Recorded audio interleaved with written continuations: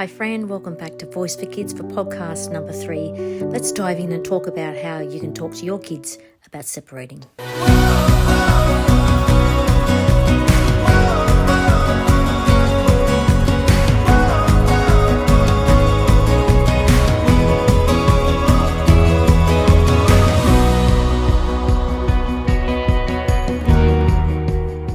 Voice for Kids, the raw, real truth of co-parenting through your child's eyes. I'm your host, Karla Lee, and it's time to hear their voice. Welcome to the Voice for Kids podcast.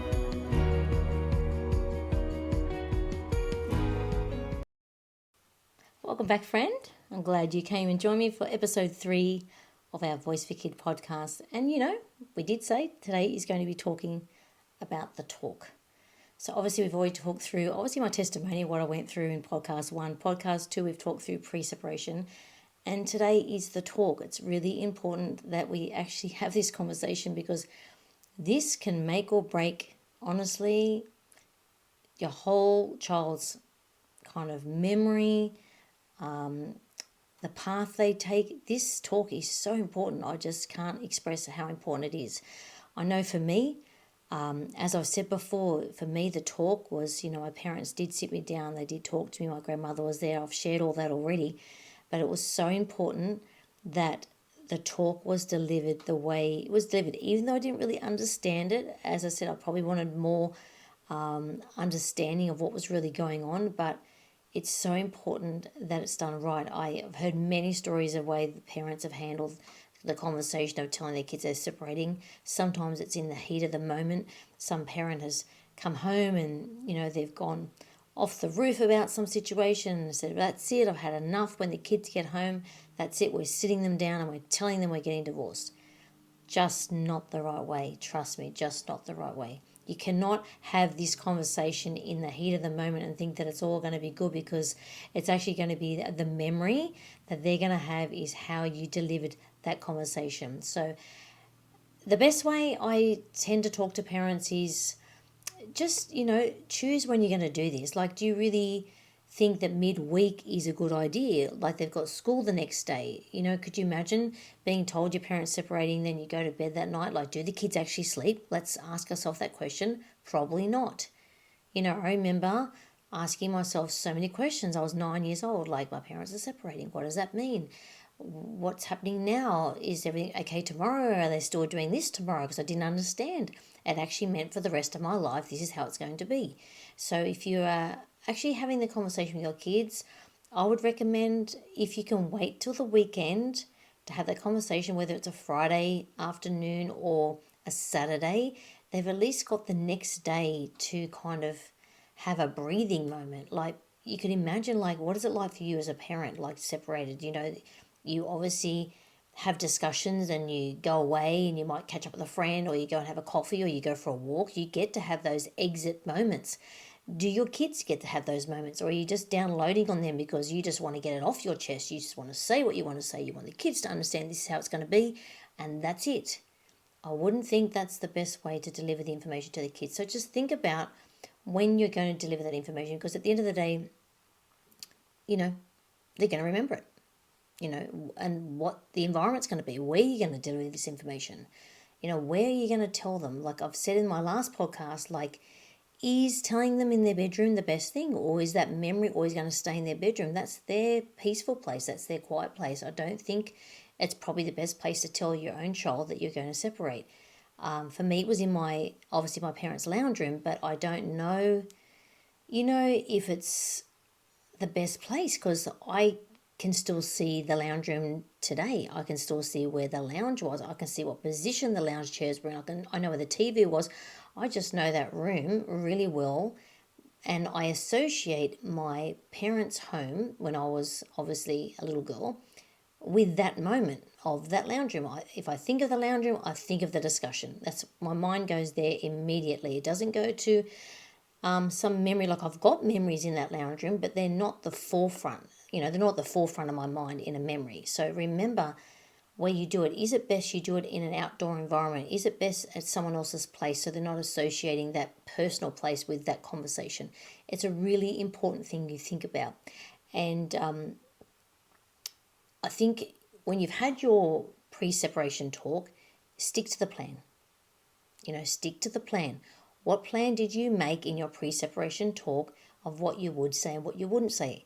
Are you going to stick to that? That is something you've had to make a decision on. And if you don't stick to that plan, well, things can go off track. And then, all of a sudden that fork in the road that you said, we're only going to go this way, and now you're going this way, ends up being a real issue because all of a sudden you're having an argument in front of the kids. I said I wasn't going to say that. Well, you said you weren't going to say that, and then it's gone bad. You really need to stick to the plan, what you've both agreed on, and talk with truth and honesty, be loving to the kids, and obviously tell them that's not their fault. You really need to tell them it's not their fault. When you read my, obviously I've got 2 books out. One's Please Don't Go, and the younger one for children is called Is It My Fault?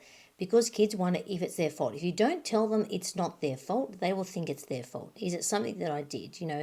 When I was fighting with my brother so much last week, and I remember, Mum was so upset and angry, and Dad came home angry, and suddenly the next week they're getting a divorce, and the kids had no idea that was even on the cards.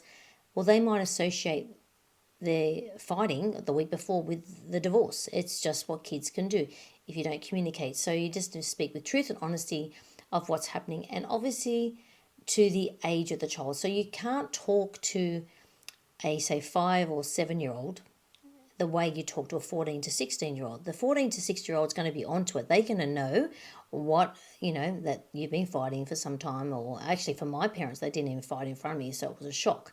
But I was 9, and I just thought they were getting along fine. But, who knows what's going on behind closed doors, right? So for teenagers, they might already know that there seems to be a problem, okay? So you would have to talk to them in a different way. You'd have to sit them down and say, look, Mum and Dad for some time now, which you may be aware, okay? You may be aware, haven't always been seeing eye to eye, and it's not healthy the way that we're moving forward. It's not healthy for you kids, it's not healthy for us. So we have had to make a decision and to make some life choices that's going to benefit, I think, the family moving forward. You would have to talk in a bit more of a mature way. Obviously, ask them how they feel. Have they got any thoughts? What they want to say? You've got to involve them. But when it comes to a 5-year-old, it's things like, Mummy and Daddy lately have been feeling sad. Mummy and Daddy lately haven't really been happy with each other. You've got to use words that they understand. And right now, Mummy and Daddy might have to be living in different homes, and you might have to draw those homes. I said that in the last podcast. You might have to draw 2 houses literally on a piece of paper and show the children what you mean. Like, you're here right now, and Mummy or Daddy's going to be over here, and you'll be having to visit between these 2 houses. It's just, it's so hard for them to understand, full stop. Let's be honest. But at the end of the day, you might have to illustrate and whatever you can. Do you understand what I'm saying? Is this understandable? Are you confused with what I'm saying? Ask them questions. Let them know that you care about what their thoughts are, what they're thinking, what questions they might have, and you're going to have to answer them. It's something you just have to do. Your body language is really important. If you're sitting there and your body language is showing that you're angry, you're upset, well, they're going to think straight away, Mum or Dad doesn't seem happy right now. You have to be careful with your body language. What is your body language showing? If you're sitting there with crossed arms and you're just like this and talking like this and attitude and your head shaking and rolling your eyes and all this kind of stuff, obviously that's an attitude that the child's going to pick up. But if you're sitting there with open arms, hands out, sometimes even putting your hand on the child's knee to show them that you're caring about how they're feeling in this moment, it totally puts another atmosphere in the room. So it's just about being mindful about what you're doing physically, because if you're not mindful, the body language honestly can really upset the child if they're seeing like any kind of aggression. And there's an important thing that I always say, you defame the parent, you defame the child. And what I mean by that is, if you're having that discussion and just say you're the parent who's not done the wrong thing, the other parent might have had an affair or something like that, and you just put down the other parent in front of the child because you've had enough. You just want them to clearly know that you weren't in the wrong here. This whole thing's happening because of them. and you say, because of what your mother did, because of what your mother did, I've decided that I have to go my separate ways. Because when you start putting down that other parent, that child, remember, is half of that parent, half of that mother. And, half of them is going to feel bad. They're going to feel like they're a bad person because they're carrying half of that. You just have to be really careful that you're watching, what you're saying, how you're saying, use wisdom, be mature. Remember, these are children at the end of the day. They're the middleman. They don't want to be here right now. They don't want to be hearing this. It's not something that they really want to be a part of, but they have to be a part of it, okay? They're part of the family. Your older teenagers might be rolling their eyes and thinking, I don't really care. I'm over this now. I mean, there are some kids that probably could be giving a round of applause that you're separating because they've actually had enough of the arguments they're fighting all this time. So you've got to remember that. There might be some kids that are like that. But at the end of the day, it's about really, taking your time and just encouraging them that, what you're saying is something that you want them to understand, that you want them to be a part of, you want them to be included in. It's not just like you're making this big family decision and they've got nothing to do with it, because it's going to hurt them. Many children have things that's called a love language, and some children's physical touch. So if you're sitting there and it's physical touch, you might need to, as I said, put your hand on your child's knee or around their back while you're talking to them. Some of them need affirmation. They might need to know, it's okay. We don't see you any different. We love you just the same. You're still still a great son or daughter, and anything like that. You affirm them. Affirm your children, and just make sure that you let your children know that, as I said, they can talk to you. They can talk about anything they want to talk to, and as I said, it's not their fault. They need to know it's not their fault. And, give them the opportunity to ask questions. Just give them that opportunity to ask questions, because I've seen so many children, as time's gone by, they're in their 30s, they're in their 40s, and they say, you know what, I don't even know why my parents got separated. I don't even know. Like, they either didn't argue, or they just never told us. They just, I came home one day and mum was gone. Mum was gone. I don't even know why. And, a lot of kids will put themselves in a position that they feel like they're the adult. So they'll feel like they've got to be the protector, and they won't necessarily come and ask you why sometimes, because they think, if I ask mum this or dad this, they're going to get emotional, and then then I'm going to upset them, and I need to protect them, and they become the adult. But you have to be careful not to put your children in that position of becoming the adult. They are not the adult. They are still the child. Doesn't matter how old they are. You owe it to them. You owe it to them. Okay, I'm going to say it again. You owe it to them to talk to them with truth and honesty and transparency. You owe it to them, because this is their world. Their world right now is shattered, and they need answers.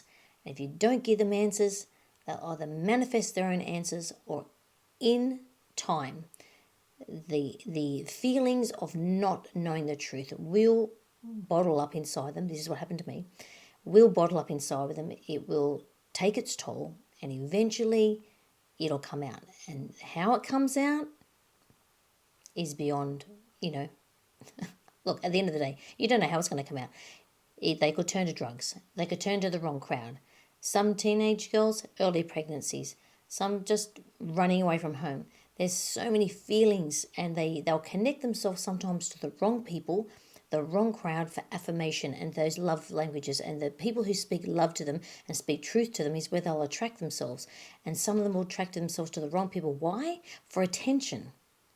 Okay, you didn't give them the attention they needed. You got divorced, you separated, you moved on. They got no more attention from you.